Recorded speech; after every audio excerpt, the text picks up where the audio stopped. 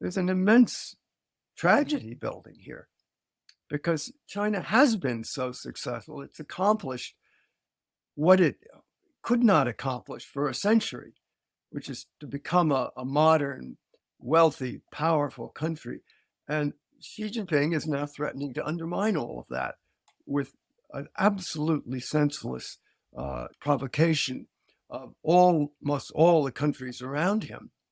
The great Orville Schell graces us today with his presence on China Talk. Today, he's the director of the Asia Society Center on U.S.-China relations, and his back catalog changed my life. His book with John Delury, Wealth and Power, I'd put on my top 3 books I'd want people to first read to think about understanding modern China.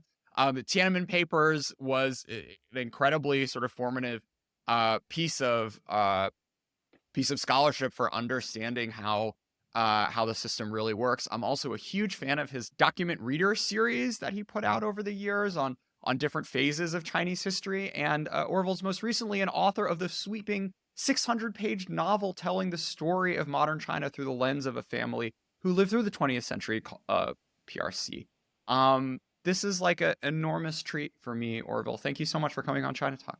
Well, a treat for me too, Jordan. Thanks. We're in a tricky moment, it seems. Orville, you mentioned you've been reading old Lu Xun darkness quotes. Give us one of them, and why is that? Well, Lu Xun really sort of reached the apogee of his writing career as, I think, the greatest writer of modern China 100 years ago. And he was obsessed with darkness because all around him he saw darkness and he wasn't sure how China could ever get out of it. And he did not drink the Kool-Aid of Chinese communism. He was a leftist, but he never joined the party and was rather circumspect about it. And many people often say to me, well, you're so gloomy. Well, I feel like Lu Xun, and let me just read one wonderful little quote. And if you aren't enamored of Lu Xun, you should dive back into him because he's one of the few Chinese writers who really understands irony. Anyway, Lu Xun said this, called The Power of Darkness. He said, let the awakened man burden himself with the weight of tradition and shoulder up the gate of darkness. Let him give unimpeded passage to the children so that they may rush to the bright, wide open spaces and lead happy lives henceforth as rational human beings. So he was deeply, I think, depressed most of his life, obsessed with darkness, but also obsessed with brightness. And you'll remember, I think it was at the end of his wonderful short story, Kwang the Diary of a Madman.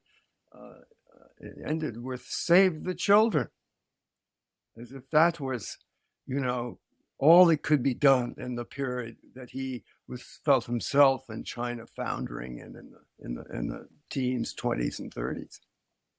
So, Orville, why are things so dark today?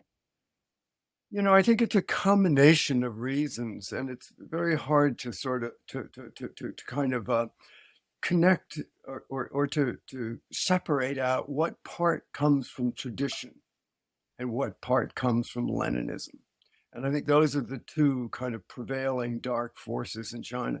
And by way of tradition, I would say here Lu Xun had it right and also maybe a little bit wrong, that tradition was an enormous weight on China because it prescribed how everything should be done, how people should act, and how they should relate to each other. And he felt that that was a source of weakness for China. But then along came Leninism. I think for the Chinese intellectuals of the early 20th century, they saw China's weakness as emanating from its tradition, that its traditional Confucian system sort of had hogtied it and prevented it from being modern, technologizing itself, adopting new ways as the world was changing. And so they attacked it. And in fact, there were many wonderful aspects of Chinese tradition, and I think we don't need to go into them here. but it also was constraining in a world that was changing so rapidly as China confronted the West. But then into that sort of tradition, remember China had 2,000 years of dynastic government, and it was pretty autocratic. Even the Confucian element was embedded in this sort of whole legalist theory of a strong, powerful uh, emperor that was confirmed by not divine right of kings, but by the mandate of heaven, which is a cosmic force that conferred legitimacy. So then came Leninism, and it was all about what? Well, how do you build a big, strong one party system? How do you organize? How do you unify the country? Because remember, Sun Yat-sen had called China, Ipan Sansha, a dish of loose sand. So these two things came together. And I think they sort of deeply embedded themselves on the genome of China. And so that even during reform, even during the most open-minded party general secretaries of the party, they never could quite escape this sort of toxic cocktail of traditional autocracy and Leninism. And now, just to jump forward here, after a dalliance with reform and a very tempting few decades when we thought maybe China would peacefully evolve into something else, we find Xi Jinping kind of enslaved by these two powerful traditions of autocracy and control and centralized government, and sort of reverting back to its old, most retrograde habits. So that's why Lucian for me is so powerful, because he sort of recognized how deeply uh, enthroned these two elements were in China's tradition, and how hard it would be for China to escape and become something different. Are there other 19th century or pre Kuomintang thinkers or politicians that are other sort of useful reference points to try to understand what's happening with today's China? Well, I always loved Hu Shi, who was China's ambassador finally to Washington, went to Columbia to study. I mean, his writing reminds us that there is another side to China, the more enlightened side. And of course, Hu Shi was one of the fathers of the quote Chinese Enlightenment, the May 4th movement in 1919 and in the 20s. I mean, and he really was very sage, a deeply knowledgeable man about Chinese tradition, but also deeply comfortable in the West and the tradition of the Enlightenment. And I mean, he once said a wonderful thing. He said, the only way to have democracy is to have democracy. In other words, you have to experiment with it. It might not always succeed, but you can't keep waiting. As China and the Communist Party always says, we're not ready for anything as radical as that. China's kind of backward and it'll take a long time. But Boucher said, no, you only get to some place you want to go by experimenting with it. And there are many other wonderful thinkers, even Mao Zedong, he's a really good read. I mean, the guy wasn't stupid, and he wrote some very interesting essays like on contradiction. And I mean, if you want to understand the source of China's maladies today, one could do worse than a little tour of Mao's writing. So, um, you know, in trying to understand the psychology that drove Xi to take China in the direction it's going today, you mentioned previously that the scars of the Cultural Revolution and just Maoist China more broadly are something that folks really need to grapple with to understand that generation's mindset, which is something I think you explore really beautifully in your novel Mild Home. Expand a little bit on that theme, Orville. Yeah, I wrote this novel, Mild Home, because I felt that I don't know how many books I've written, but they're piling up, but they're all nonfiction. And I felt there was something I couldn't quite get at that was at the heart of China's malady, if you can put it in such a way, that could only be gotten at through things like literature, religion, music, and perhaps things like philosophy. And that's why I turned to fiction. And really what I wanted to do with fiction was to counterpose these two different worlds of the Chinese Revolution and Marxism, Leninism, which is all about the outside, rearranging the furniture of the world into revolution, with something that I think it's really missed, and that the West actually has wrestled with largely through religion, and that is, interior life. Confucius was concerned about this. So I wanted to, in a sense, counterpose Mao Zedong with Johann Sebastian Bach. And so that's why I chose a musician as the heroes of my novel, because what was Bach all about? He was not about making revolution out there. He was about coming to terms with yourself, your mortality, and your God in here. And I mean, there are two absolutely different ways of being in the world. And I think it is the latter that Xi Jinping was deprived of. Now, remember, yes, his father was persecuted. Yes, his father was a veteran revolutionary. And yes, many of us, including myself, hoped that he might end up being a reformer.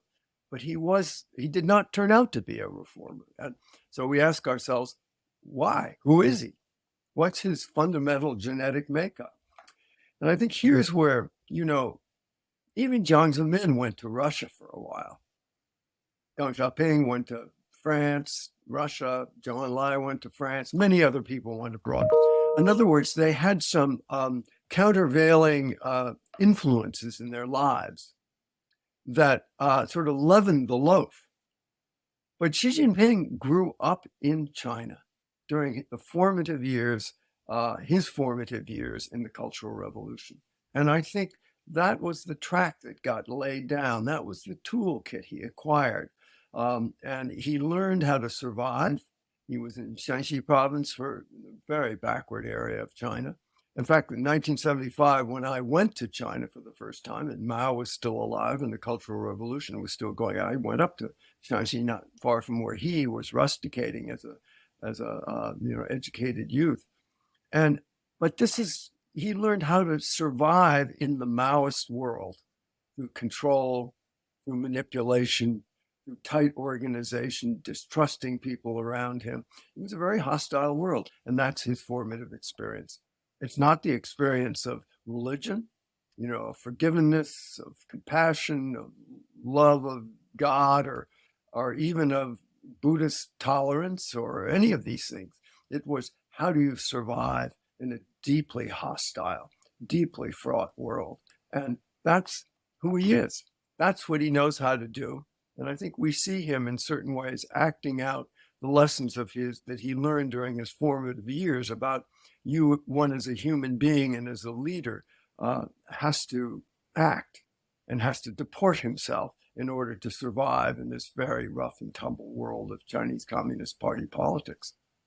I think Xi Jinping is a creature of the Chinese Communist Revolution. And we thought that when Deng Xiaoping came to power and waved his wand and reform began, the past would sort of vanish. And what we've learned, no, the past lives on in people like Xi Jinping, who came of age and were formed by it. And I think this is what makes him so sublimely uncomfortable when he meets with somebody like Obama or Biden or Macron or someone like that in the outside world. He doesn't speak a foreign language. He doesn't really know how to deport himself in this sort of world, this really globalized world outside. Instead, he retreats to formalism, ritual, ceremony, pomp and circumstance. He wants to impress. He doesn't want to hug it out with these guys. And I think this is very much a product of his sort of coming of age of the Maoist era. It's not just impress, right? It's like prove wrong, overawe. Awe. Yes. And of course, this is a very traditional thing too, isn't it, Jordan? I mean, the awe of the Forbidden City, the awe, the imperial majesty of the emperor. And there's the whole tradition of that, and the Hanfeizi and Guanzi and the legalist tradition of leaders never getting too close to the people, never puncturing the veil of sort of immortality and infallibility. And I think that's very much Xi's modus operandi too. But I don't think he's he's a man who's very comfortable in the outside world. And thus, China is heading back into a much more autarkic kind of a landscape of us and them. That's where he feels comfortable, not consorting with lead. I mean, Jiang Zemin went on a trip with Clinton to watch them together. Jiang Zemin wanted desperately to be absorbable in the outside world, reciting the Gettysburg Address, singing Solo Mio, talking in English. He really wanted to run with the big guys and be out there with the global leadership. I think she feels very uncomfortable playing that role. And so he's very retracted in in sort of the Chinese world, and wants to draw people into that, and doesn't go out abroad well and sort of glad hand and backslap and and make friends. Yeah, it's interesting because he does do retail politics sometimes in China, right? Where he like meets with the delivery driver or like go eats like a baozi or whatever. But it's always this. He's it feels like, okay, it's the 21st century. Yes, we have to fill up television. Every other, leader on the world does it. So I guess I should do it too. But the interactions are always very uncomfortable to watch. And I think there's some odd stuff going on there whenever he's like meeting with the Laobaixing. It's very stylized.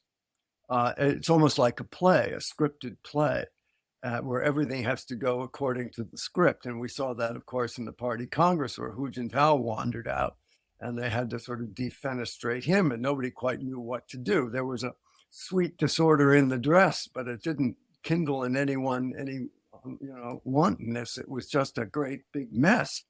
So yes, she is very scripted. Every meeting with the common people is scripted. So you've recently said that she believes that China is in a fundamentally hostile relationship with the U.S. and the West.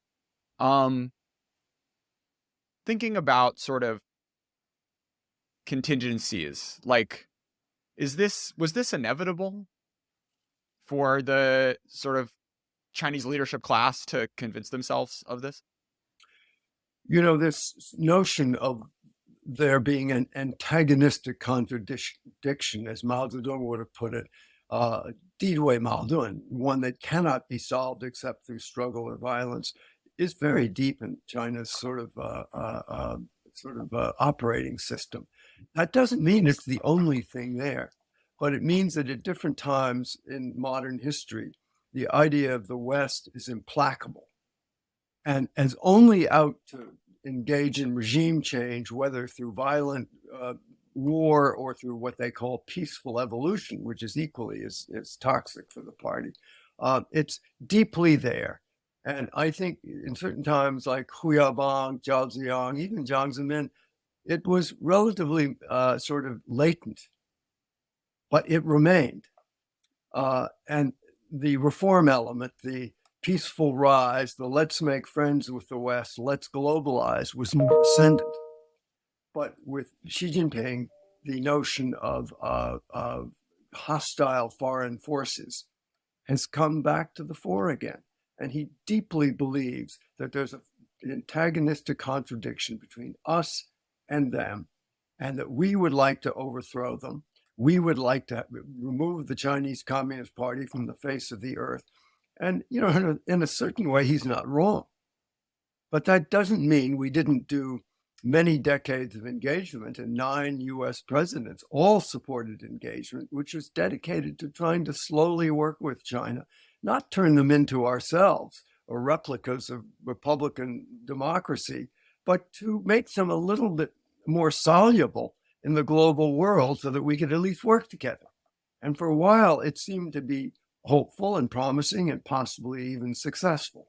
But that, I think, was ended by the advent of Xi in 2012 and 13 when he came to power.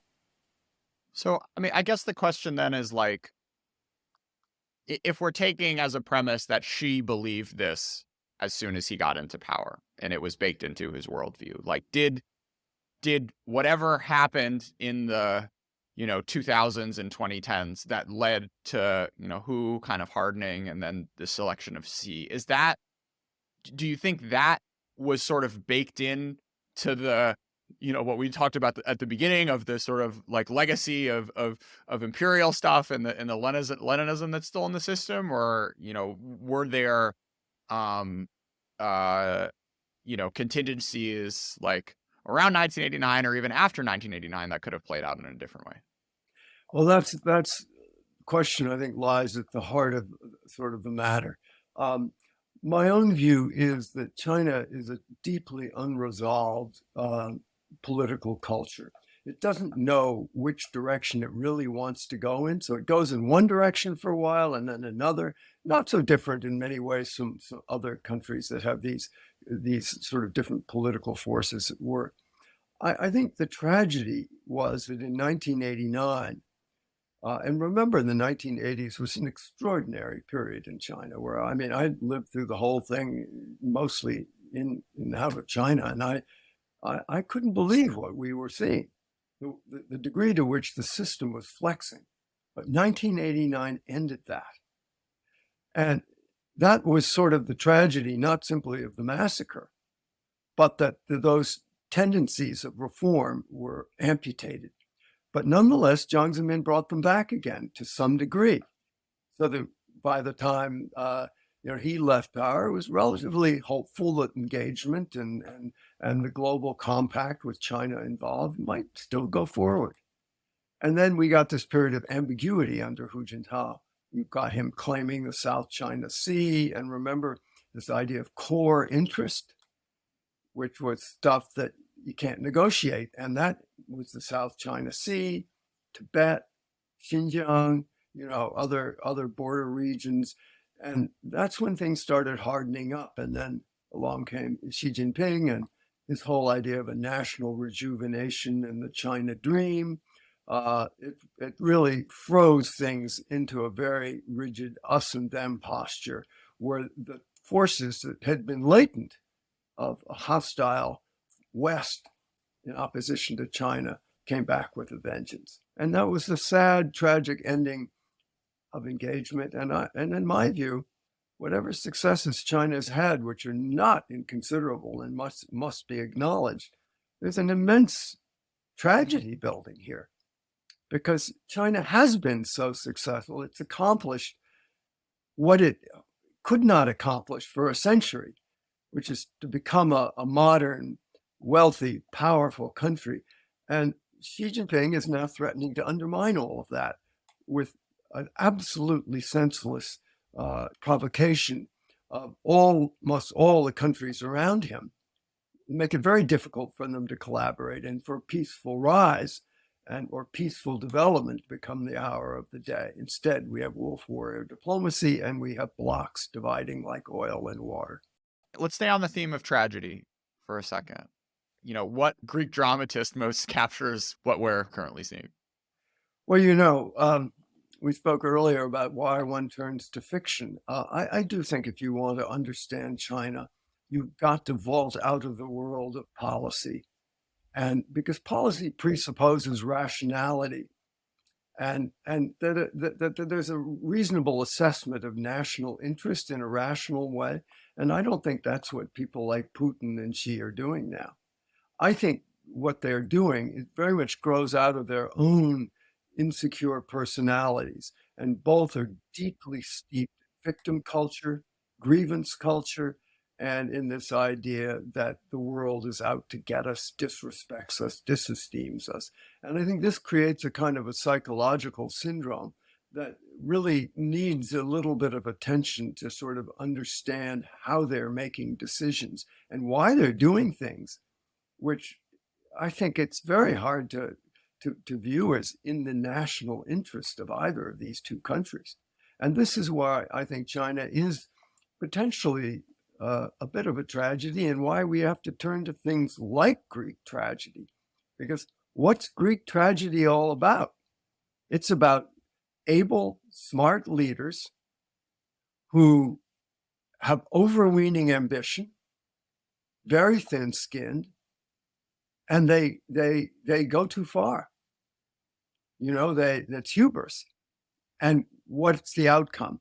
Well, and whether it's Sophocles or Euripides, in play after play, they bring the whole world down around their shoulders. And they too have tragic endings.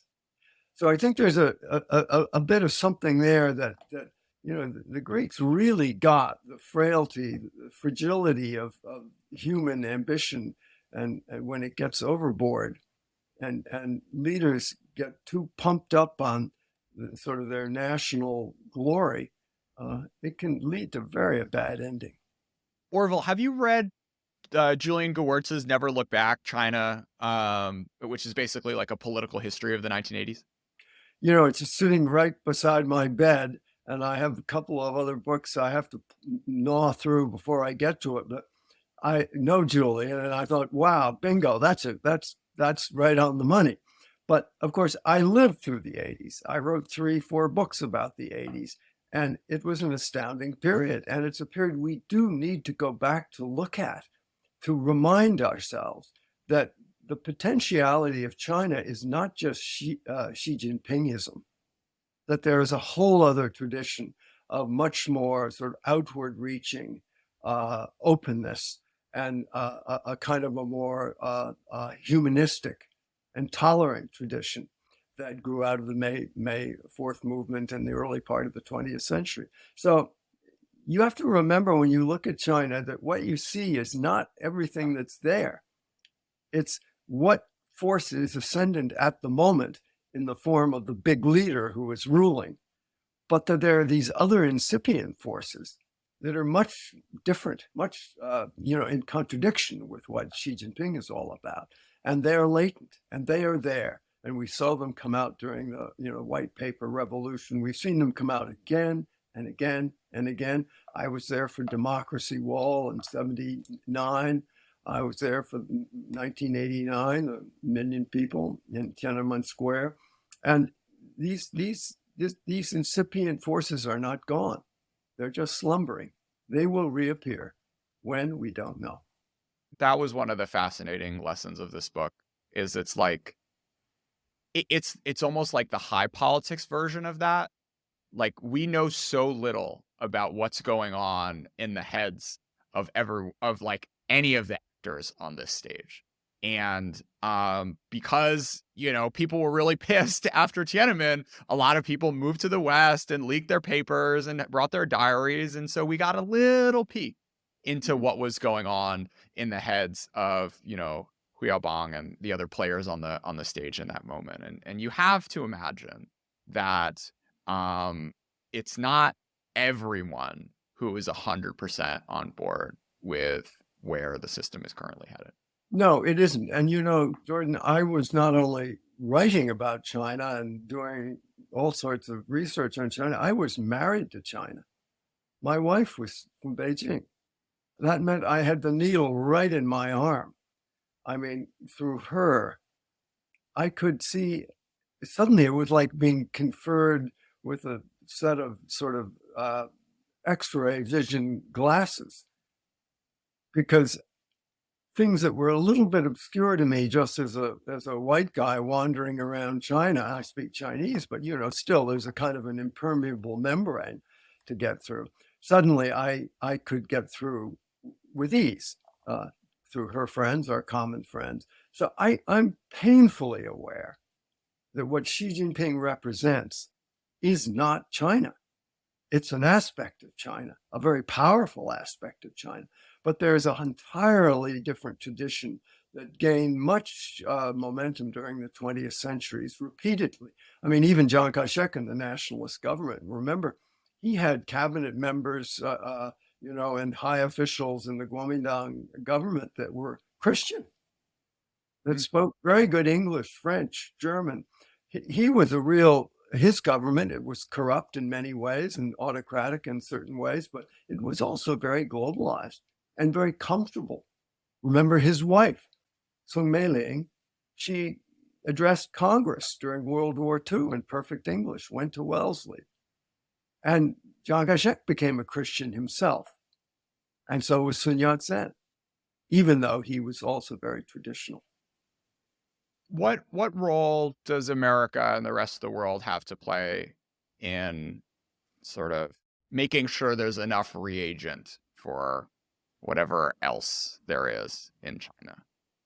Well, I think many of us have been quite critical of China of late, but that should not cloud recognition that I think many of us are also children of engagement. And I think engagement was, for America, in many ways, a crowning achievement of diplomacy, where we did keep open-minded. It was a bipartisan effort to bend the metal of Leninism, to embrace China in the hopes that it could evacuate itself from its very brutal Maoist revolution. And in some extent, it did. So it's a reminder the outside world does have an effect on China. And we should keep the door open wherever possible without being simple-minded about it and trusting the party when it's not deserving of trust. But nonetheless, we should remember that it does react to the outside world. And there are forces within it that we could influence for better or worse. So going forward, I think even as we feel threatened, and we do need to respond to that threat because it's real, we also, if we want to be a truly great power, we have to try wherever we possibly can to remember that things will change. We've never predicted a single big change that's happened in China. It's just sprung forth like Athena out of the head of Zeus. And then afterwards, we look back and say, oh, I understand that. I see where that came from. But nobody prefigured it. And the next big change, I don't know when it will come, but it will come because there are incipient forces within China that are unreconciled, and they will continue to contend and evolve. And China will continue to be an unresolved society and country, I think, for a long, long time, and there will be changes. So that's a beautiful place to end the conversation. But I got you for another half an hour, so we're gonna keep going. I think it's a beautiful sentiment, and it's also a scary one because things can also get a lot worse before Yeah. they get better.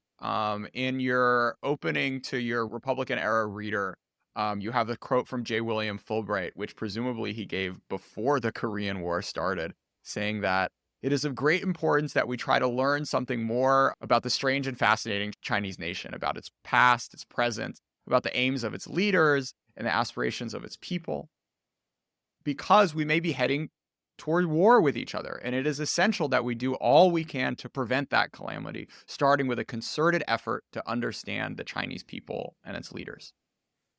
Reflect on that quote for 2023. Well, you'll remember that J. William Fulbright was a senator, if you can believe this, from Arkansas, but a very astute and globally minded senator.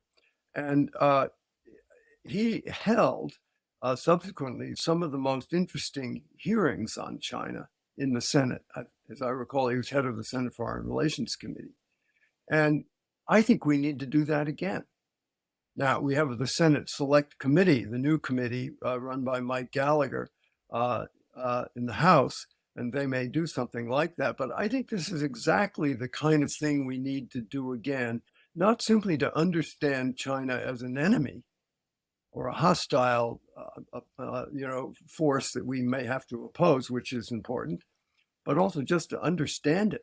And you remember also that when Fulbright was around, they started the Fulbright Fellowships to try to bridge the gap.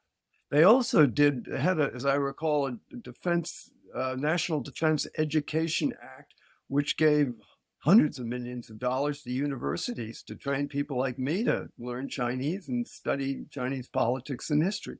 I think we need that again. Ambassador Nick Burns, with whom I spoke the other night, was lamenting that there were just under 300,000 Chinese students studying in America, but less than 300 American students studying in China. There's a real deficit there. So I think we're back at that period where Fulbright was alive, and he recognized that we had to understand China, but we also had to recognize the Chinese threat. But we needed to be able to speak the language. We needed to be able to know what was going on, and then they did fund people of my generation to go into Chinese studies in all of its various aspects.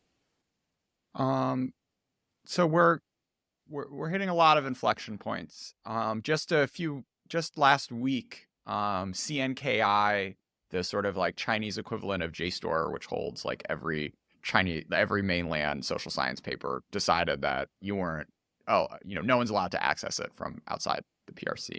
And this is a sort of probably the most obvious manifestation of the idea that the type of research which foreigners were able to do in China over the past 40 years is coming to an end. So I'm curious, Orville, sort of you had a long-standing relationship with Franz Scherman. I wonder if you could talk a little bit about him and sort of the skills and mindset that folks need to cultivate to do more of the watching China from afar, like text-based type analysis. Yes, the incontrovertible fact is that the old world, where we could all live in two worlds, back and forth from US, Europe, China, Japan, wherever, is over. And that it profoundly affects what journalists can do and what scholars can do by way of being in China and writing stories or researching in archives in China. So we've entered a world where, we are decoupled in terms of research. And we have to look back, I think, to the period when I first began studying China, where my passport said not good for travel in the People's Republic of China. Just big, bold letters. And I yearned to go to China. Instead, I had to go to Taiwan, and I stayed there, and a year and a half, used to lie on a beach near Keelung at night with my roommates from Taida and listen to a transistor radio and the programs crackling in from the mainland and be very excited by it, but I couldn't go there. But there were some amazing people who, whether they were in Hong Kong or wherever, actually penetrated the veil from afar. And one of them was Simon Leys, Pierre Ryckmans, a Belgian sinologist, of immensely talented man, who worked with people like Father Ladani in Hong Kong, who were reading provincial newspapers. And Simon Leys actually nailed China better than any of the panda huggers that were allowed to actually go there and look around and have these sort of very stylized tours. And another such person was my mentor, with whom I wrote 3 books, Franz Scherman at the University of California here at Berkeley. And he wrote this amazing book called Ideology and Organization in Modern China. And he'd never been to China. But he was a kind of guy that just could hoover up a language in about 6 months, whether it was Afghani or Pashto or Japanese or Chinese. And he managed to sort of X-ray from afar the Chinese system, both in terms of its structure and its thinking. And that book still stands. So that's a kind of a craft, which I'm afraid, as China becomes more autarkic, more cut off, more isolated, and more neuralgic to the idea of having foreigners run around within its midst, we're going to have to learn how to do. The sort of Ladanis and Shermans of the world, they were able to kind of interact with exiles, and there were these really, it wasn't just white guys. Like, there were a lot of Chinese people who were sort of supporting them on this kind of quest. And I guess I'm curious, like what does that mean when you don't have places like Hong Kong anymore that are these sort of entrepôts? Like, well, yes, I mean, we don't have Hong Kong, as we used to when it was a British colony. It was sort of free and clear and open and a porthole. We do have Taiwan, and we do have a huge Chinese diaspora outside of China, and people coming out every day, and more will follow. So it's not as if we're completely cut off. It's just we can't go there as we used to and just roam around and expect to get a visa easily and have nobody following us and have meetings and academic conferences and journalistic interviews and one thing or another. That world is gone. So we have to learn how to see what's going on in China through this cloud darkly that was exactly where things were at when I first became interested in China. And I have to say, one of the reasons I was interested in China, because I couldn't go there. It was sort of like Lhasa back in the old days. Everybody wanted to go there because they couldn't go there. So there is a kind of a seductive quality to a place that doesn't want you. But it takes a certain kind of a person to, want to become involved in that kind of an affair. Yeah. I mean, it really is a different mindset. And, you weren't really a child of engagement, right? But I was. And like everyone sort of like 20 years younger than you up to my age, like has got into this stuff, probably not because they were fascinated with like how a Leninist regime ticks, but more because they saw all these other potential sort of connection points that drove them to engage with either their country of heritage or something that they wanted to sort of invest an outrageous amount of time learning. What's really interesting, Orville, is like everyone younger than me, like the folks who are still doing it, like knew what they were getting into with Xi, which is a depressing but fascinating sort of transition that we'll see playing out over the coming years, I think. Well, sort of, I've been to all the stations of the cross. I mean, I've been shut out from the beginning, yearned to get in, would wander around Cambodia, spent 2 years in Indonesia, going to the Chinese embassy, wondering if I could somehow get in. No, I couldn't. I finally did in 1975. And then we had that immense pleasure that Julian Gewirtz writes about of the 1980s, when we could imagine China was emerging from this sort of chrysalis of Maoism into something more tolerant, open, just, and involved in the world. That created a tremendous amount of optimism and was utterly absorbing.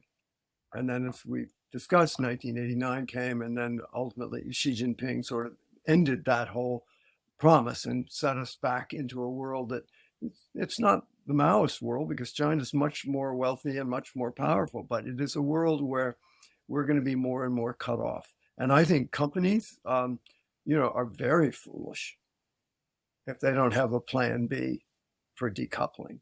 We have a petri dish example in the Ukraine of what happens when a leader decides they need to, for whatever reason, take some territory they believe is somehow theirs.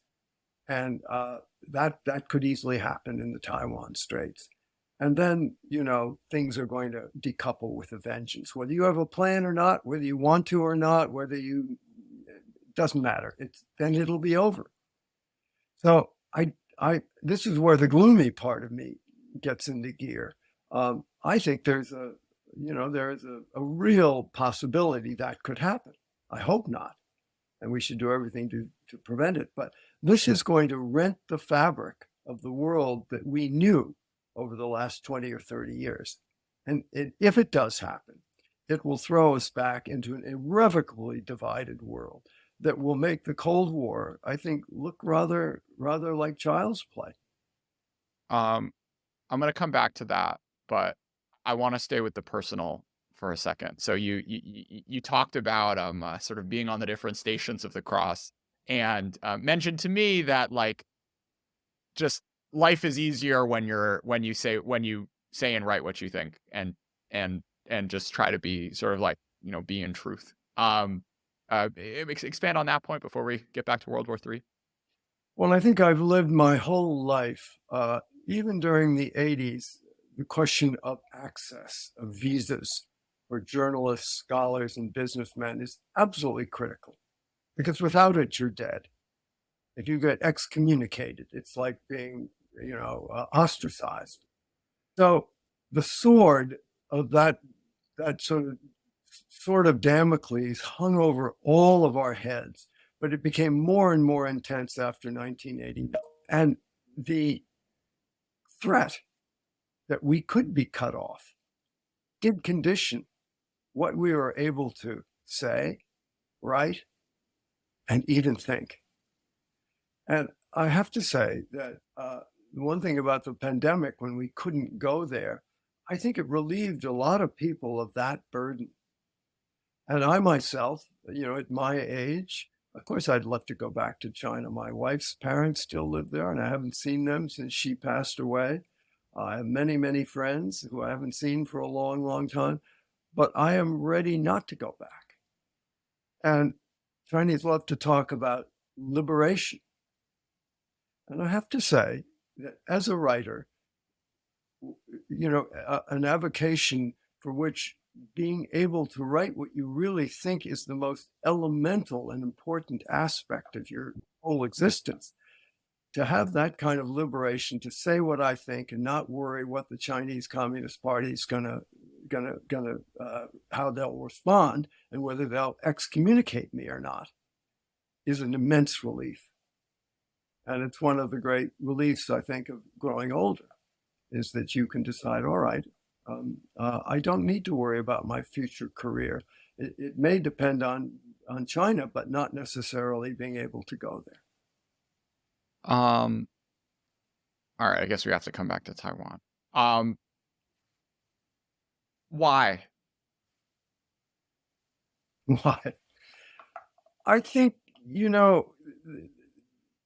the reason why Taiwan is so important to Xi Jinping and to certain leaders is that they're deeply steeped in this victim culture, this idea of having been humiliated and dispossessed of their empire. We see this very clearly in Vladimir Putin as well. I mean, Ukraine, in a certain sense, is a kind of a vaguely, in his view, should be part of Russia, just like Taiwan. So I think there's a sensitivity to the West having been a predatory force that's dismembered China's empire, and the urgent need to show strength by putting it back together again, even if by force.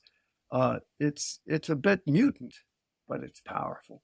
And Xi Jinping has gotten himself really stuck on it. Now, remember that Mao Zedong said to Nixon and Kissinger, oh, Taiwan, if it takes 100 years to solve, no problem. And when Deng Xiaoping came to Washington to normalize relations between the US and China with Jimmy Carter, he stopped in Japan and he said essentially the same thing. He said, let's leave the question of Taiwan to smarter future generations. Now, that's the proper way to do it. Not push it, not force it, and not attack it if you can't get them to willingly submit to your suzerainty. I fully believe at some point, if we could just say, if Xi Jinping could say, listen, people, Taiwan is ours. At some point, we'll become more open, more democratic, and will become more economically involved with them, and they'll find it in their interest to join us.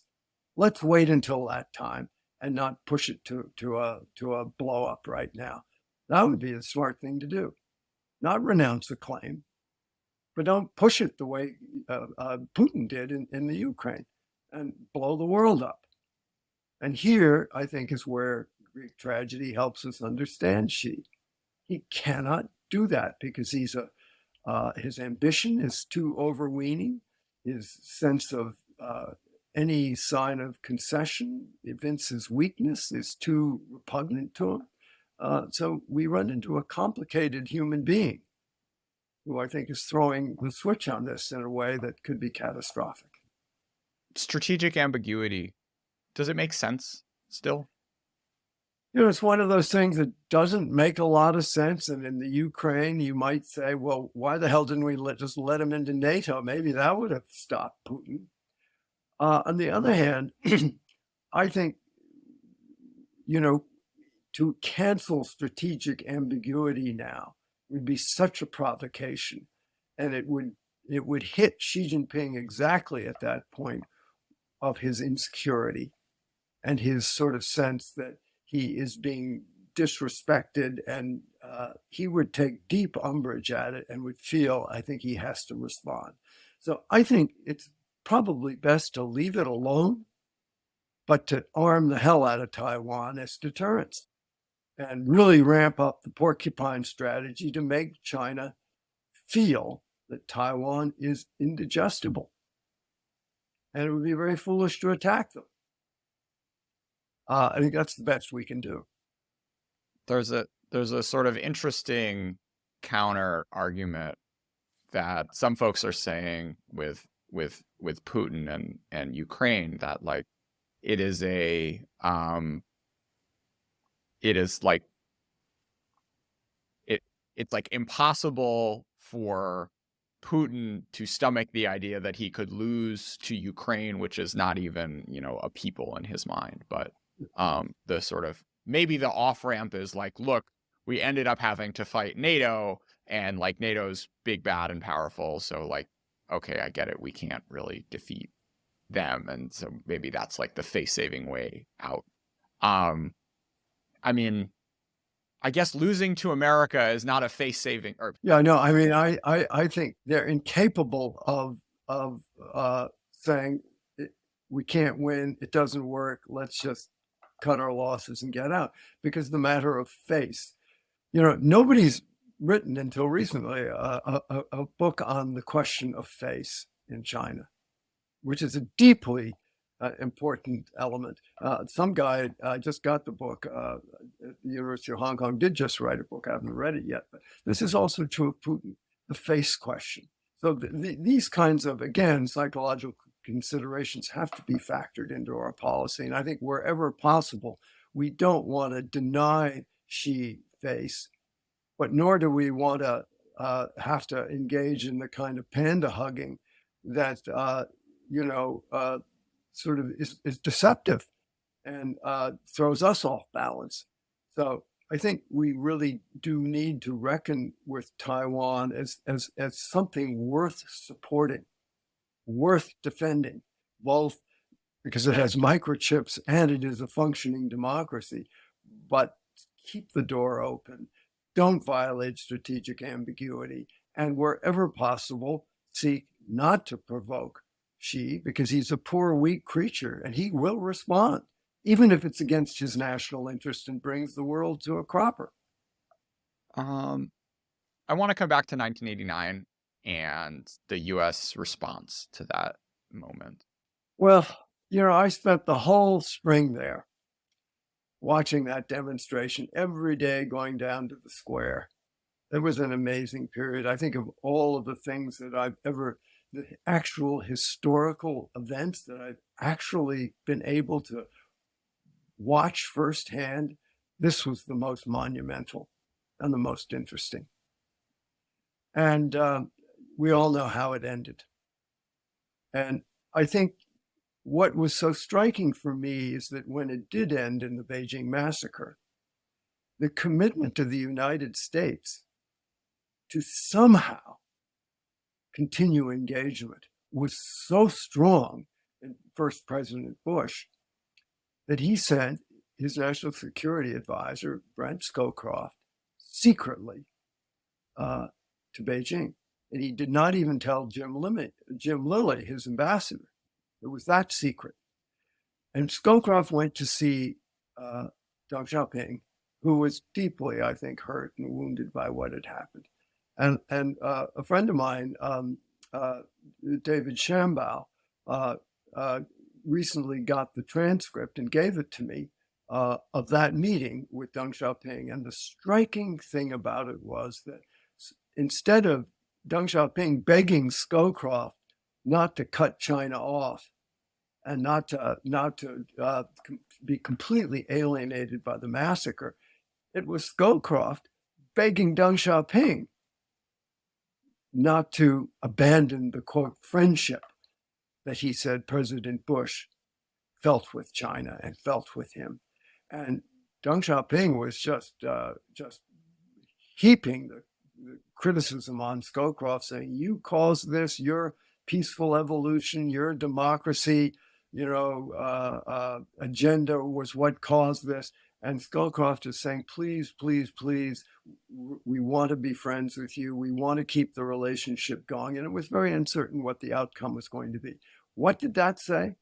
That said to me that the United States of America went the last measure of devotion to keep this relationship, this of engagement with China, operable.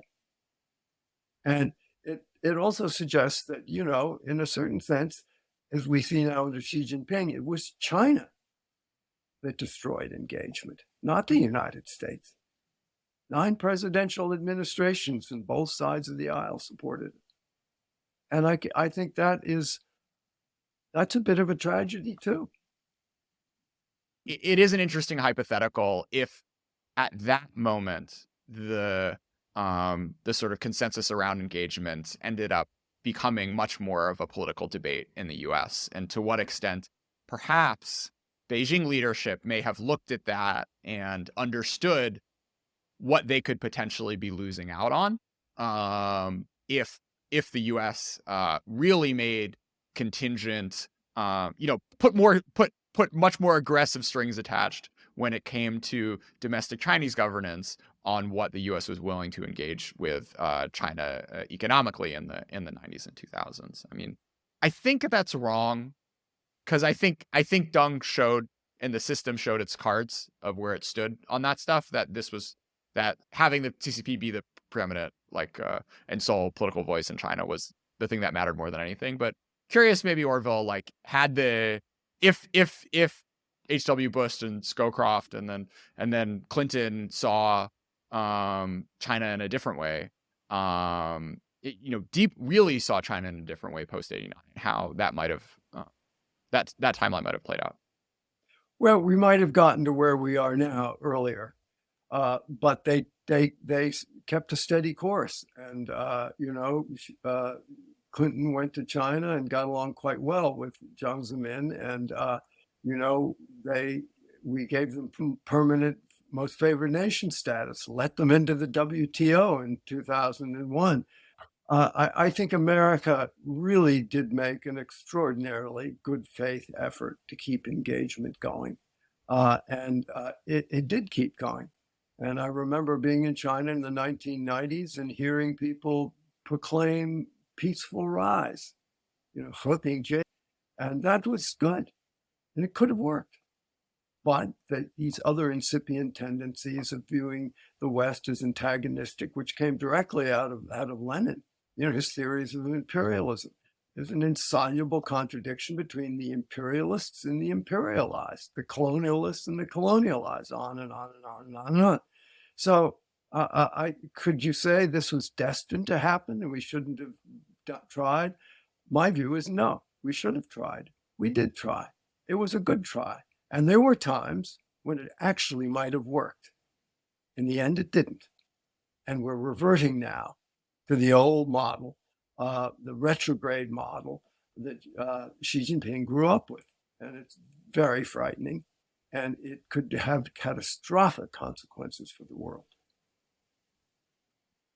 So sort of legacies of the 80s and early 90s, the ghost of Chen Yun haunting Xi today, I think, is something that really not a lot of folks have appreciated. It is shocking to me that there's only one monograph from 1994 in English about Chen Yun.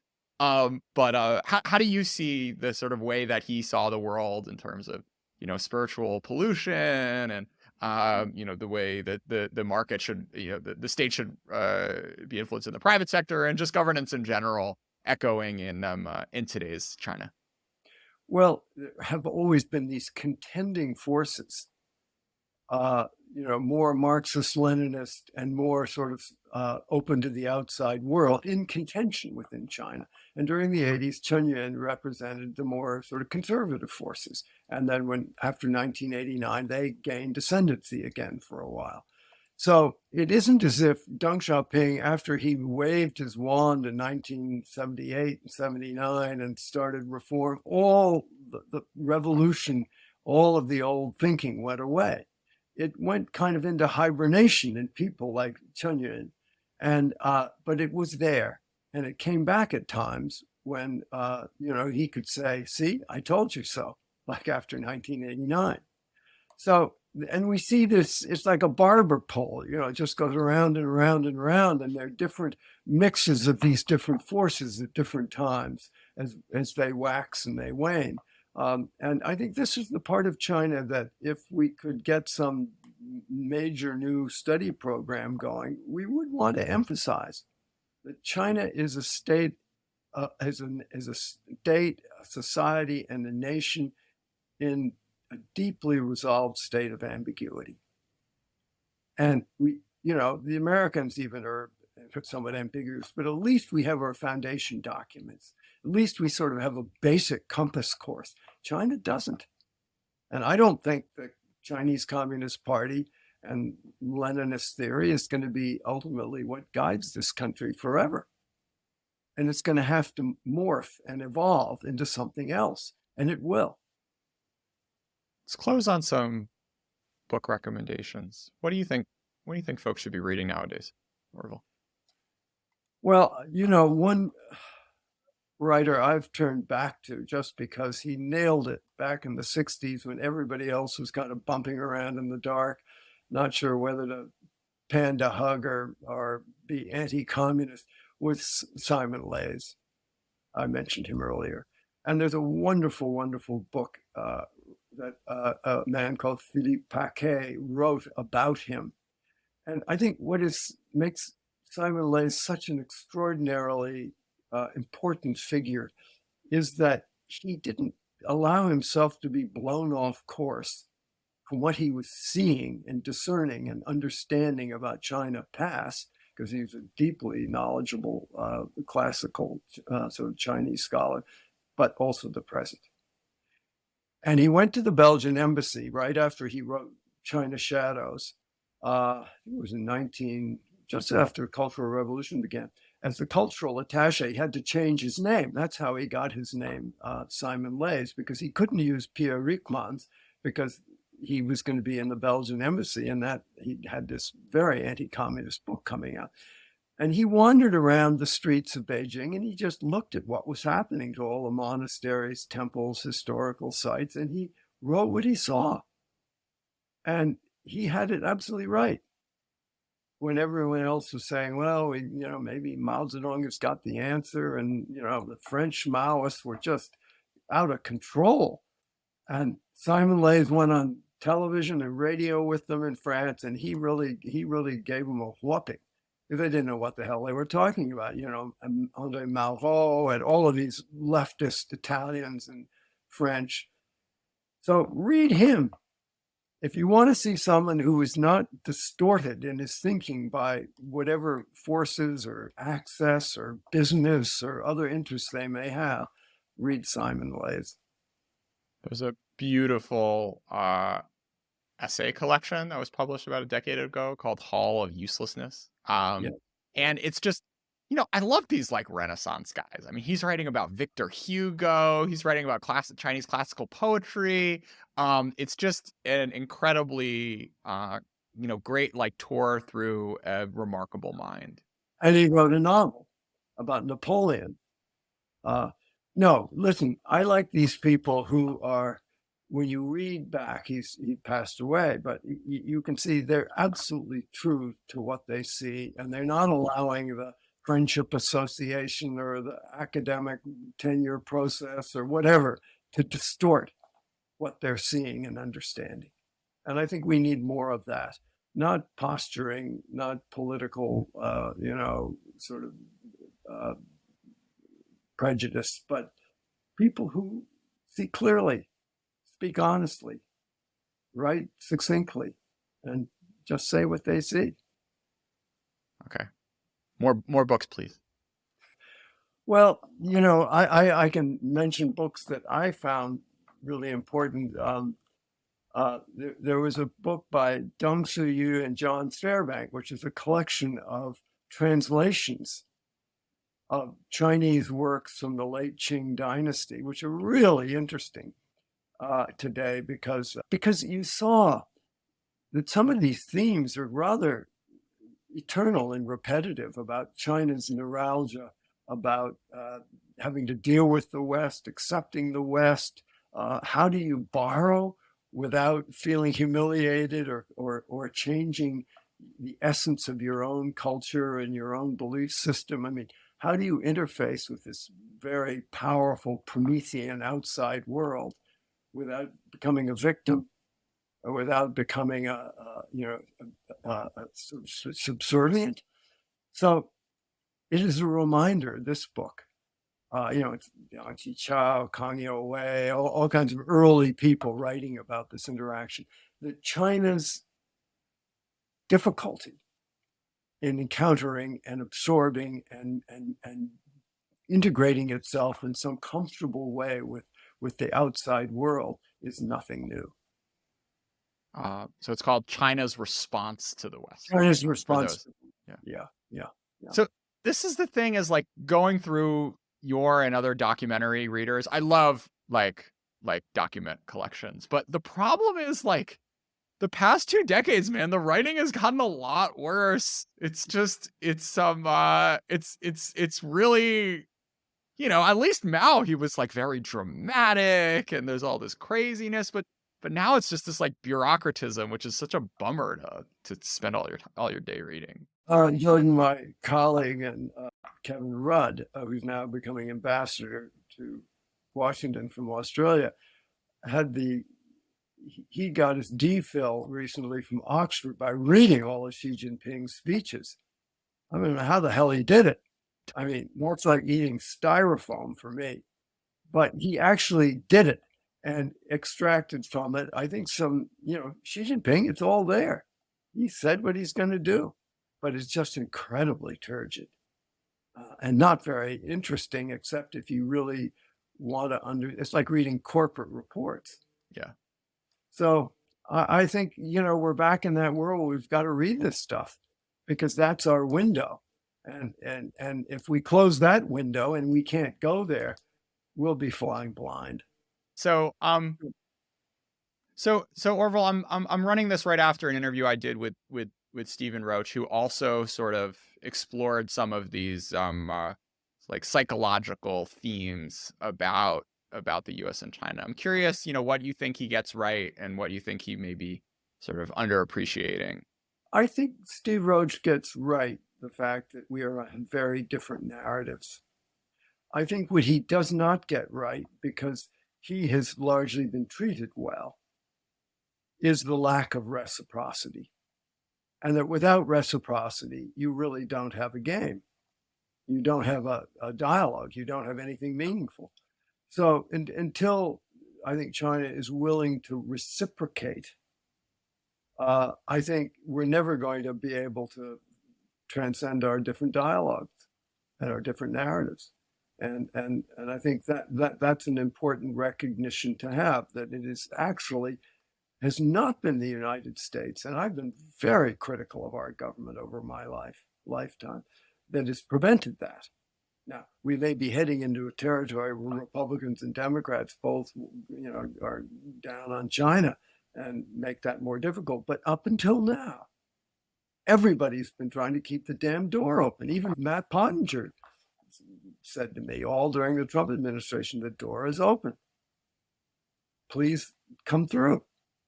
And that takes reciprocity. So that's where I think Steve, his sort of analysis is found a little wanting. Let's close with some recording. I really enjoyed all the Bach in your Cultural Revolution novel. Just for some context for folks, the story is there was a Chinese man who trained in the West and then ended up moving, was a pianist, ended up moving back to China, and then his kid was a flutist, and of course, they get purged and have not a lot of fun. But sort of throughout the whole novel, like we end up coming back to various pieces which you very dexterously pair with sort of moments in the plot. I'm curious, Orville. I don't know. Are there any sort of recordings that have really stayed with you over the years? You mean of music? Yep, Bach recordings. I mean, listen, we'd be here all night if I started telling you the I mean, I adore Johann Sebastian Bach, and I felt I wanted to take Bach to China. And I tried to do that in this novel because, as I noted, he is sort of the absolute antipode of everything the Chinese Communist Party is all about. My other great aspiration, Jordan, from a musical perspective, is to take Beethoven's Fidelio to China, his one opera, absolutely gorgeous opera. And what's it all about? It's really a human rights opera about a man who, because he believes in rights, becomes imprisoned. And his wife dresses up as a man because, as names herself Fidelio, faithful.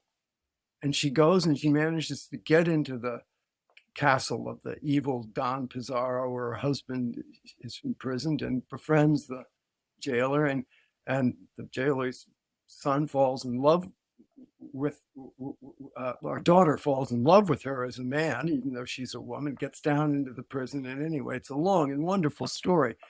If I could take Fidelio to China with a few Bach cantatas, I would consider my life complete.